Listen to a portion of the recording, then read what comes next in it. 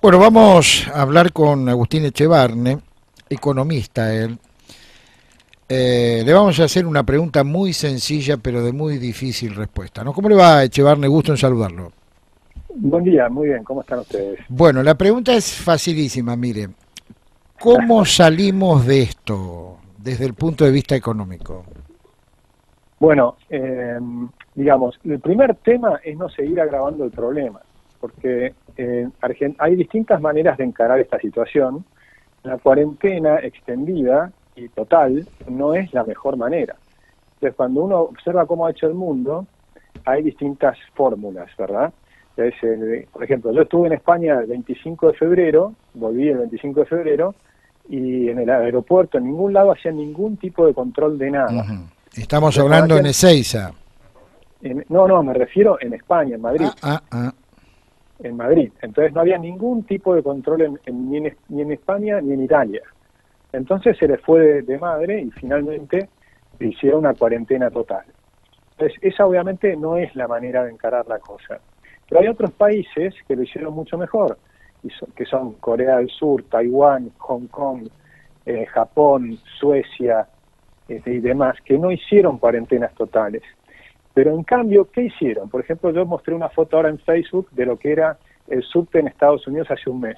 Nadie, ni una sola persona, con mascarillas, con barbijos. Y mostró también el subte en Hong Kong. 100% de las personas con barbijos. Hong Kong tuvo 4 muertos. Entonces, miremos cómo hizo. Y Hong Kong es una ciudad muy populosa, Sí, sí, ¿no? enorme.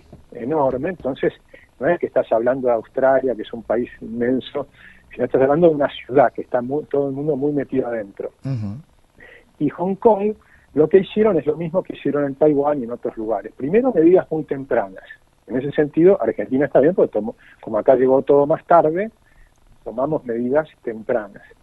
Pero estamos tomando medidas completamente opuestas a las que tomó Hong Kong o Taiwán o Singapur o Japón. Las medidas que se tomaron son, primero, muchos testeos. Acá estamos en los mínimos testeos en comparación con la cantidad de habitantes, ¿no? Tenemos 10 veces menos que Uruguay, por ejemplo. O sea, Correcto. realmente es muchísimo menos. Entonces, me refiero en relación a la población, ¿no?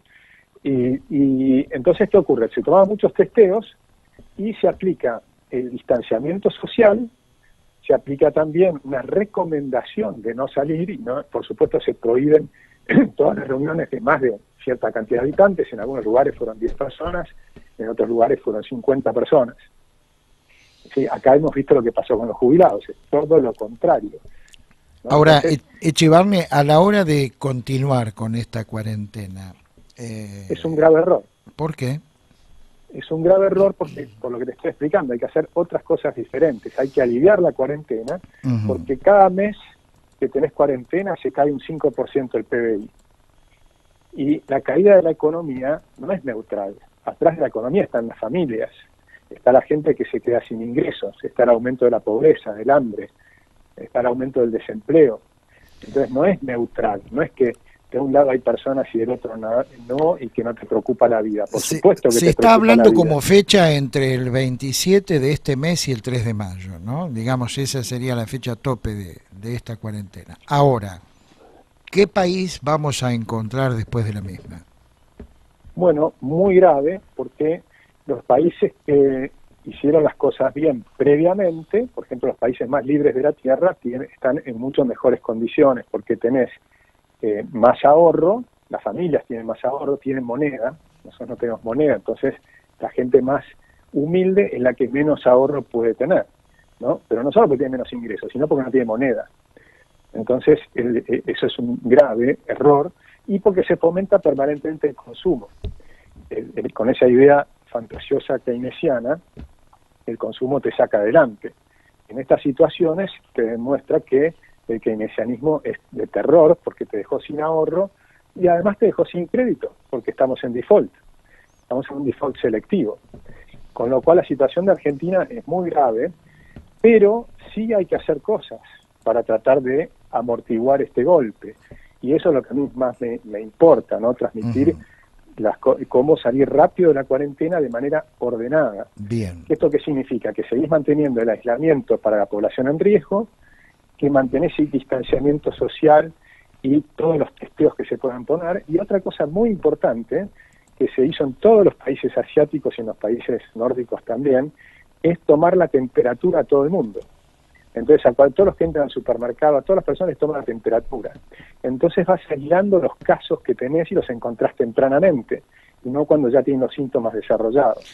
Echevarne, Son cosas básicas. En estas horas hay ya desde algunos sectores pensamientos que van en el sentido de que la cuarentena la prolongamos porque tenemos problemas con la economía y para algunos se estaría ganando un determinado tiempo y demás. ¿Usted cree en este tipo de teorías? A mí lo que me interesa es solucionar los problemas. Esas teorías, la verdad, no sé, yo creo que están cometiendo errores. ¿Por qué cometen los errores? Yo creo que es más bien por, no sé, por otros temas, por ignorancia, porque los que se están haciendo con las compras de medicamentos, del gel, los sobreprecios, todo eso es parte de la corrupción que hay en el Estado argentino, me parece a mí, ¿no? Que no empezó con este gobierno, ¿no? O sea, que viene hace rato.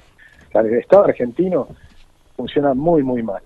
Y parte es corrupción y parte es que como el Estado es un pésimo pagador, si vos le vendés a un supermercado que te paga siempre bien, le vendés a un precio más barato que si le vendés al Estado que paga siempre mal. Entonces, esto también hay que tenerlo en cuenta. Son cosas que no se dicen, pero hay que decirlas, porque el sobrecosto de tener un Estado pésimo, elefantiásico, enorme, ineficiente, bueno, ahora lo vamos a ver. Es un Estado presente, enorme, inmenso y desastrosamente ineficiente.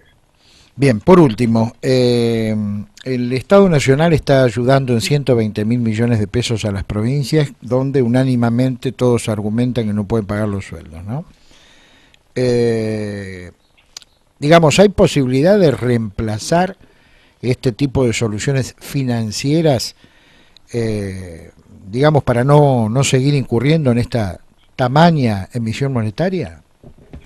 Sí, hasta ahora se han emitido más de 700.000 millones de pesos, con lo cual obviamente está generando una inyección de dinero y tenés al mismo tiempo un shock de oferta porque no estás produciendo, o sea, tienes un enorme aumento del dinero y una caída en la oferta de bienes y servicios, con lo cual es muy peligroso a mediano plazo.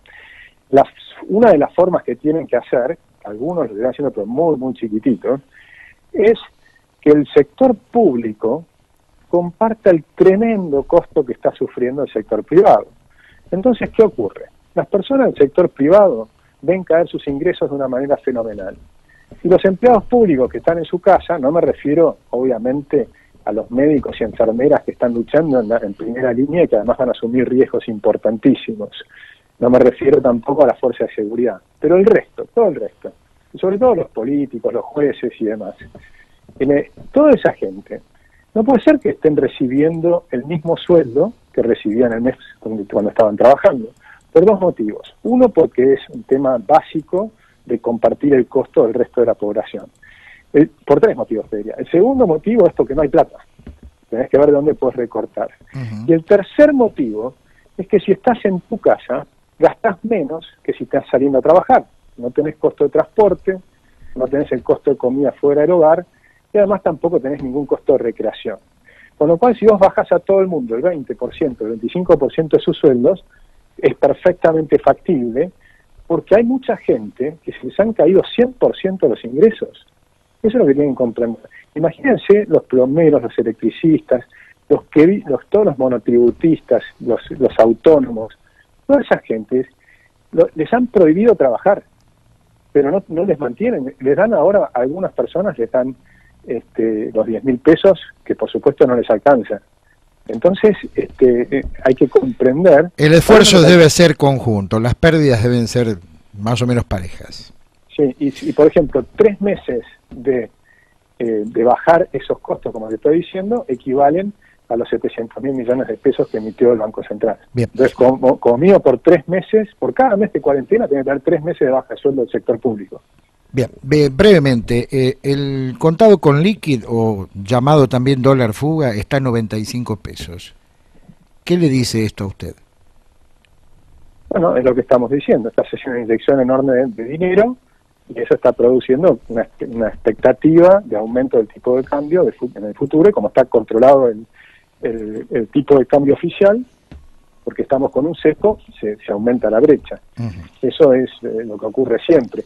Si uno mira a Venezuela, porque estamos yendo a una economía a la venezolana, cuando uno mira a Venezuela, la brecha entre el tipo de cambio oficial y el negro se extendió a niveles impresionantes de grandes, ¿no? Y eso no impidió, todos los controles de precios y los cepos, no impidió que Venezuela entre en hiperinflación.